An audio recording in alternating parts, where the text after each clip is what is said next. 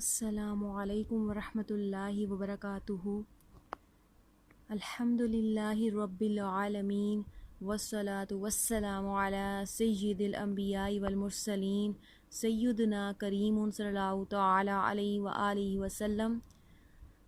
سنتیں اور آداب۔ ہم نے کتاب شروع کی تھی بات چیت کرنے کی سنتیں اور آداب، آج ہم پڑھیں گے۔ اس سے پہلے اچھی نیتیں فرما لیجئے، سن کر عمل کرنے کی کوشش کریں گے، دوسروں کو بھی اس کی ترغیب دلائیں گے، ثواب کی نیت سے اس کو شیئر کریں گے۔ چینل پر نئے ہیں تو چینل کو سبسکرائب کیجئے، ویڈیو کو لائک اور کامنٹ سیکشن میں اپنی رائے کا ضرور اظہار کیجئے گا۔ آئیے شروع کرتے ہیں۔ میٹھے میٹھے اسلامی بھائیوں، اس زندگی میں ہمیں ہر وقت بات چیت کرنے کی ضرورت پڑتی رہتی ہے، بلکہ ہم لوگ بلا ضرورت بھی ہر وقت بولتے رہتے ہیں، حالانکہ یہ بلا ضرورت بولنا بہت ہی نقصان دہ ہے۔ غیر ضروری گفتگو کرنے سے خاموش رہنا افضل ہے، لہٰذا ہمارے پیارے مدنی آقا صلی اللہ تعالی علیہ وآلہ وسلم کی بات چیت کے سلسلے میں سنتیں اور آداب اور خاموشی کے فضائل وغیرہ یہاں پر بیان کیے جاتے ہیں۔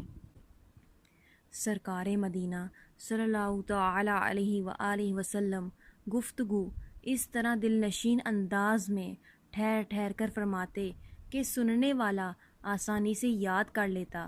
چنانچہ ام المؤمنین حضرت سیدہ عائشہ صدیقہ رضی اللہ تعالی عنہا فرماتی ہیں کہ سرکار دو عالم صلی اللہ تعالی علیہ وآلہ وسلم صاف صاف اور جدا جدا کلام فرماتے تھے، ہر سننے والا اس کو یاد کر لیتا تھا۔ مسکرا کر اور کھندہ پیشانی سے بات چیت کیجیے، چھوٹوں کے ساتھ مشفقانہ اور بڑوں کے ساتھ مؤدبانہ لہجہ رکھیے، انشاءاللہ عز و جل دونوں کے نزدیک آپ معزز رہیں گے۔ چلا چلا کر بات کرنا، جیسا کہ آج کل بے تکلفی میں دوست آپس میں کرتے ہیں، معیوب ہے۔ دوران گفتگو ایک دوسرے کے ہاتھ پر تالی دینا ٹھیک نہیں، کیونکہ تالی سیٹی بجانا محض کھیل کود، تماشا اور طریقہ کفار ہے۔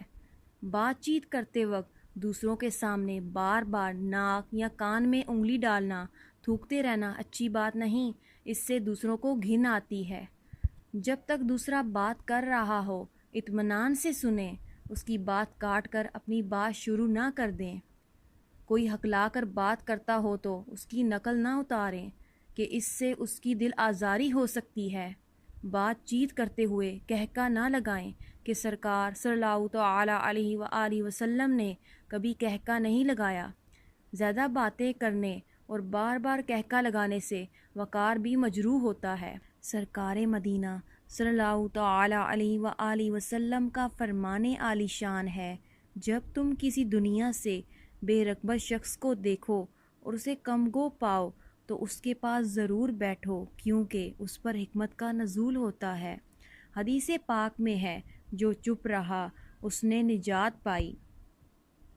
کسی سے جب بات چیت کی جائے تو اس کا کوئی صحیح مقصد بھی ہونا چاہیے، اور ہمیشہ مخاطب کے ظرف اور اس کی نفسیات کے مطابق بات چیت کی جائے، جیسا کہ کہا جاتا ہے کلموا الناس علی قدر عقولہم، یعنی لوگوں سے ان کی عقلوں کے مطابق کلام کرو، یعنی اس طرح کی باتیں نہ کی جائیں کہ دوسروں کی سمجھ میں نہ آئیں۔ الفاظ بھی سادہ صاف صاف ہوں، مشکل ترین الفاظ بھی استعمال نہ کیے جائیں کہ اس طرح اگلے پر آپ کی علمیت کی دھاک تو بیٹھ جائے گی مگر مدعا خاک بھی سمجھ نہ آئے گا۔ اپنی زبان کو ہمیشہ بری باتوں سے روکے رکھیں۔ حضرت عقبہ بن عامر رضی اللہ تعالی عنہ فرماتے ہیں، میں نے عرض کیا یا رسول اللہ صلی اللہ تعالی علیہ وآلہ وسلم، نجات کیا ہے؟ فرمایا اپنی زبان کو بری باتوں سے روک رکھو۔ میٹھے میٹھے اسلامی بھائیوں، اگر ہم نے زبان کو صحیح استعمال کیا تو اس کا جو کچھ فائدہ ہوگا وہ سارا ہی جسم پائے گا۔ اگر یہ سیدھی نہ چلی، کسی کو گالی وغیرہ دے دی تو زبان کو کوئی تکلیف ہو یا نہ ہو، پٹائی دیگر اعضاء کی ہوگی۔ حضرت ابو سعید خدری رضی اللہ تعالی عنہ سے روایت ہے کہ سرکار مدینہ صلی اللہ تعالی علیہ وآلہ وسلم نے فرمایا، جب انسان صبح کرتا ہے تو اس کے اعضاء جھک کر زبان سے کہتے ہیں ہمارے بارے میں اللہ تعالیٰ سے ڈر، کیونکہ ہم تجھ سے متعلق ہیں۔